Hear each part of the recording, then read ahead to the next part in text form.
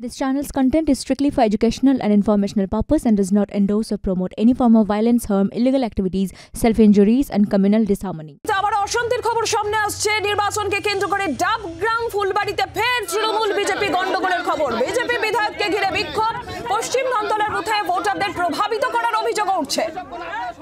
তৃণমূলের বিরুদ্ধে এই অভিযোগ।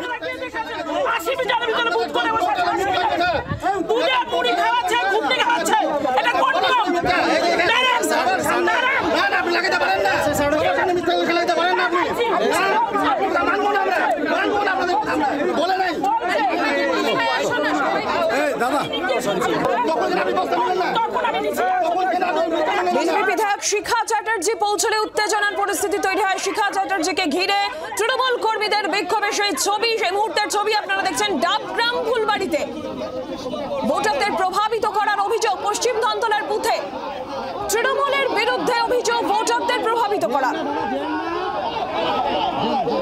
বিজেপি বিধায়ক ঘটনাস্থলে পৌঁছন এবং তারপরেই যে উত্তেজনার পরিস্থিতি তৈরি হয়। শিখা চ্যাটার্জিকে ঘিরে তৃণমূল কর্মীদের বিক্ষোভ, পুলিশ পৌঁছয় পরিস্থিতি নিয়ন্ত্রণে আনতে সেই ছবি আপনারা দেখছেন।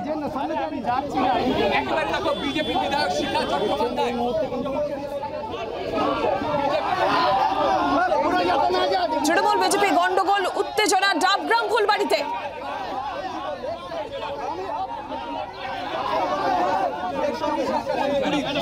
অভিযোগ ভোটারদের প্রভাবিত করা। পশ্চিম ধনতলার বুথে ভোটারদের প্রভাবিত করার অভিযোগ। তৃণমূল কংগ্রেসের বিরুদ্ধে অভিযোগ। ঘটনাস্থলে বিজেপি বিধায়ক পৌঁছন শিখা চ্যাটার্জি এবং তিনি পৌঁছলে আবার উত্তেজনার পরিস্থিতি। তাকে ঘিরে বিক্ষোভ তৃণমূল কর্মীদের।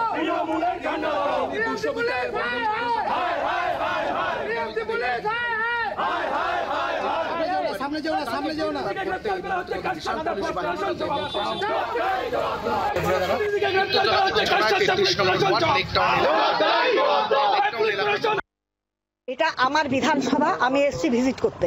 ক্যান্ডিডেট এসছেন, তার বুথগুলো কেমন হচ্ছে সেটা দেখার জন্য।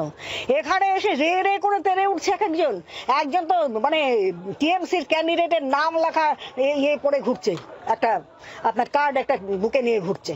ওটা বলা হয়েছে কেন? এটা বলা চলবে না, ওটা ঠিকই করছে, এখনই ইয়ে করেছে, ইয়ের থেকে বেরোলো। 1 নম্বর।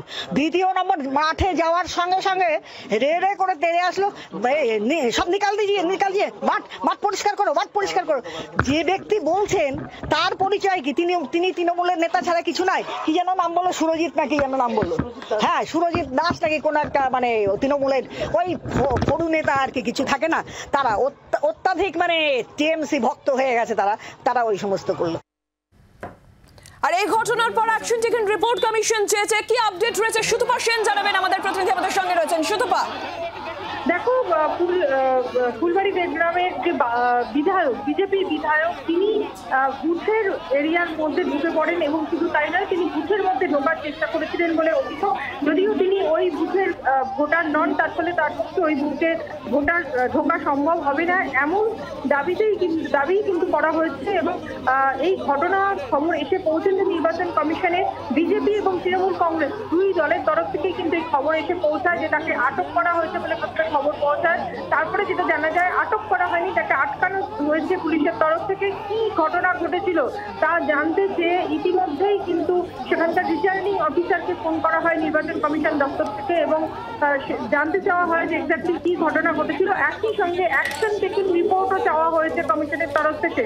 অর্থাৎ তারা আটকেছিল, কেন আটকেছিল, পুলিশের ভূমিকা কি ছিল, এই সমস্ত বিষয়গুলো জানিয়ে অ্যাকশন টেকেন রিপোর্ট, কি অ্যাকশন নেওয়া হয়েছে তা জানাতে হবে নির্বাচন কমিশন দপ্তরে। যেহেতু একজন বিধায়ক, সেই বিধায়ক, যদিও কমিশন সূত্রে জানা যাচ্ছে যে বিধায়ক হলেও তিনি কোনো বুথে বা নিজের বুথ ছাড়া অন্য বুথে ঢুকতে পারেন না।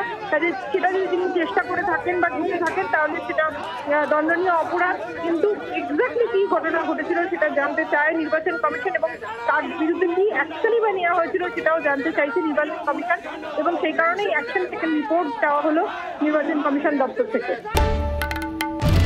বাংলার আওয়াজ, বাঙালির আবেগ, জি 24 ঘন্টা।